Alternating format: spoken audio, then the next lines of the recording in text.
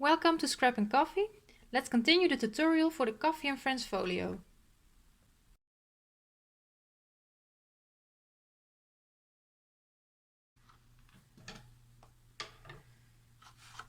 So all that's left to do is to make the waterfall. And for that, what I did with my waterfall is that I have the white pieces, and I've just scored and I fold, and I will explain later. And I've just placed it on here, just like that. But if you do it, you first need to place your pattern paper before you can attach your waterfall. So what I'm going to do is I'm going to make the waterfall a separate piece that I can attach onto the folio after or during the decoration part, or when I give it to somebody that wants to decorate it themselves, they can just attach it in a later stadium. So I will show you that, and we are going to close up this part.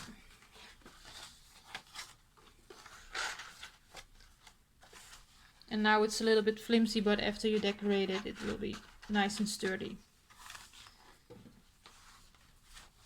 So let's get that to the side. So what I'm gonna do, what I did is I got a piece of lightweighted chipboard that I'm going to wrap with some cardstock that I'm going to use to place the waterfall pieces on there. You don't need to use the lightweighted cardstock. You can also use a heavyweight, the lightweighted chipboard, but you can also use a heavyweight cardstock for this. I just like to do it this way now, and I'm going to wrap it with just a lightweight cardstock. And this is just a piece that I've got with my, I think it was with some pattern paper, just a really lightweight. So I've already placed the tape. I got this is 6 1/4 by 6 3/4, and I got a piece of cardstock that's 6 3/4, and the cardstock measures 8 1/4 by 8 3/4, and then I've made my pencil mark 1 inch on two sides, so I know that's my guideline to where to put my chipboard. And it's actually the same thing that you do when you wrap your spine for your mini albums.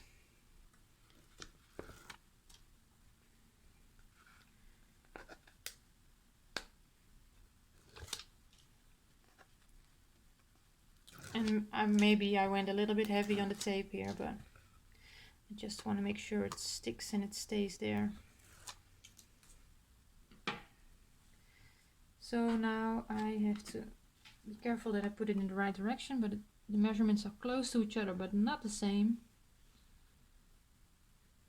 And if you are off a little bit, that doesn't really matter. There's enough area there that you can go a little crooked but not too much. So that's why I chose to use the guidelines. So now I'm going to cut away the corners so we can make some nice a nice edge, and I'm going to eyeball it because when I make a cover, it's important to me that it's quite precise, but for now it doesn't really matter because I'm not gonna see this side, so that will be attached to the folio.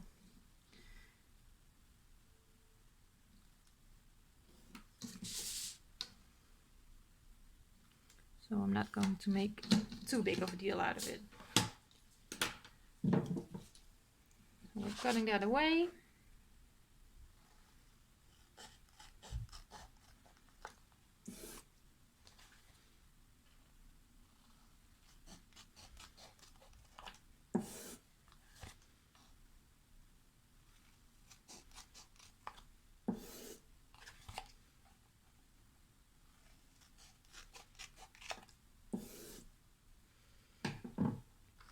I'm going to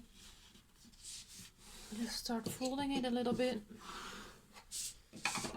on two sides. Then I will remove the tape. On the chipboard I will remove the tape on all 4 sides.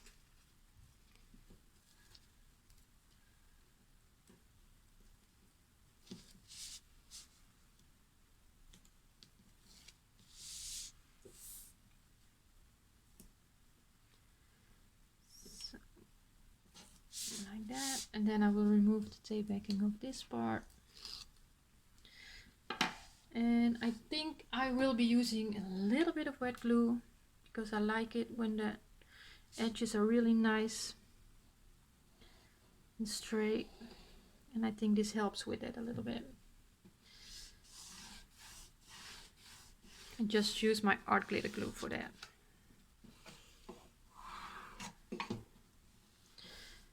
And I'm trying not to pull too much on the cardstock when I'm folding it over.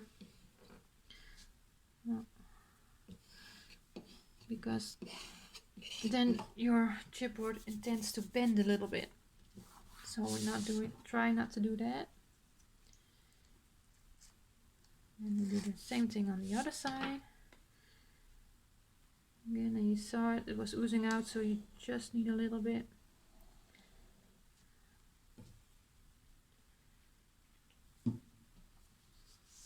And folding that over again.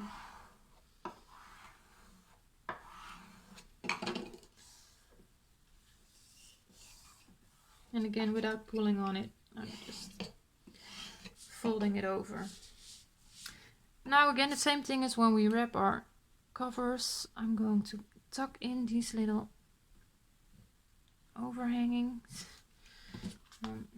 See how the cardstock is going beyond the chipboard. I'm going to fold that inwards.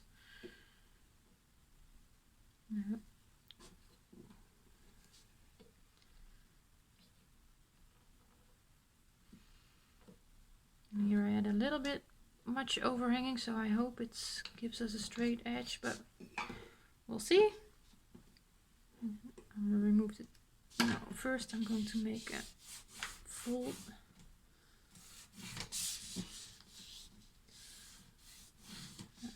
Then I'll remove the tape backing. Again, a little bit of wet glue.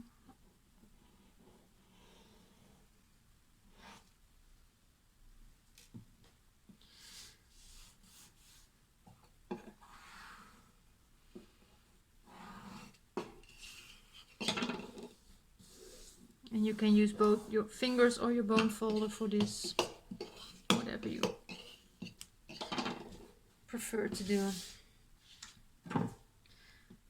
Also on this side.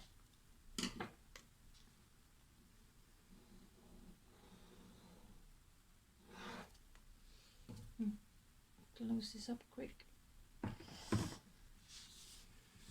Again. And this was that side that I had a little bit much cardstock hanging over, but I think it looks fine.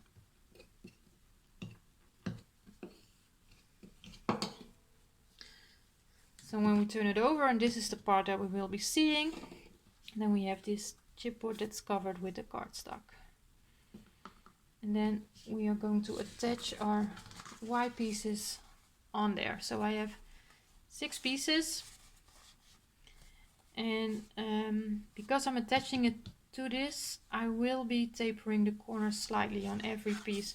So I will be doing it, and I will also place the tape on the dented side between the cut edge and the score line. So I will be folding on those, tapering the corners, and when I'm ready to attach the pieces, I will be back with you. Okay, so I've tapered and folded on all my waterfall pieces, and now we will be attaching them to our base part. So this I have it lying down now with the 6 1/4 inch this way and the 6 3/4 inch that way, and I will be placing my first piece, and I've got it folded so the tape is down, and I'm just lining it up. It should fit on there exactly. So I'm just lining it up with the bottom of, sorry, the top, the bottom and the left side. And I'm just going to hold it in place, and I'm going to use my fingers right now to remove the tape backing because I'm working on my left side. That's pretty difficult for me. So I'm going to stick that down, and I'm going to open it up and use my bone folder to burnish it a little bit.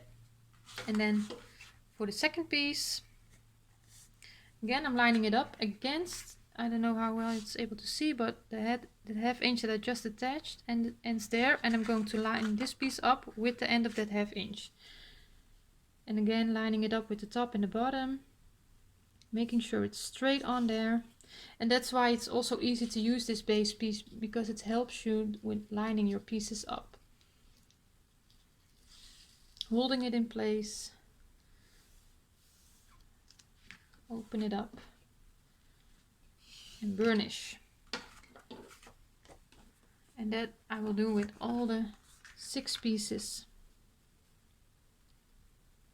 that I have. I'm going to line it up with that half inch, top and the bottom. Hold it in place and stick it down.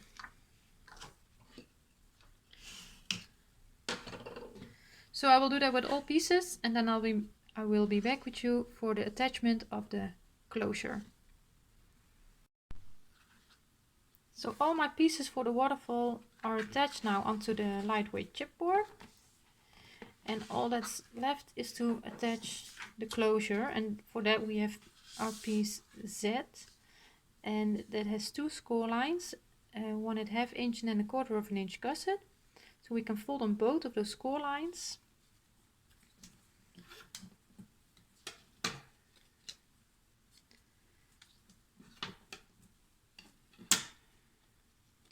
The tape was on the dented side between the cut edge and the first score line, and now I like to center the closure, so I'm going to place this onto the lightweight chipboard, centered, and then when it's closed you can put a magnet over here or something else to keep it closed. So because I like to do it precise, I am going to line up my ruler again. Find the middle of the piece, and this piece measured 1.5, so 3/4.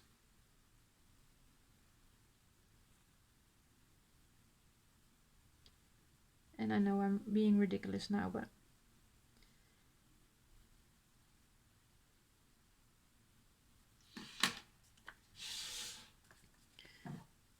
so I remove this tape backing. I will fold on that first score line, so I will be able to see the 1/4 inch at this moment, and I will place the piece, lining it up with the outside edge and the 2 pencil marks that I've made. And you can place a piece of pattern paper over here, but you can also place a picture over here. And a 4x6 will fit here quite perfectly. And then when you place your magnet, make sure that your 1/4 inch gusset is standing up when you stick it down. And you can also use a corner punch on this, but this is the waterfall piece. So I think I'm going to place the magnet so I can show you, and then it will stay close. So I have my magnets over here, and I went on the other one. These are I think it's a small magnets. You can find them on Amazon. I will see if I can find a link for them on Amazon, and they already have a sticky part on them, so that's really convenient. So I will place it on the closure first.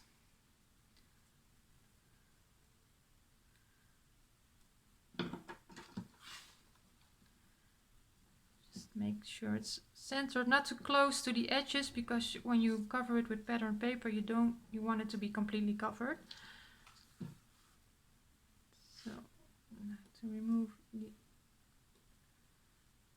this part so the stickiness can come out. And I'm going to push on my waterfall slightly, because the bulk will increase when you are placing your pattern paper and your pictures on there. So don't push on it too hard, and make sure that 1/4 inch is standing up,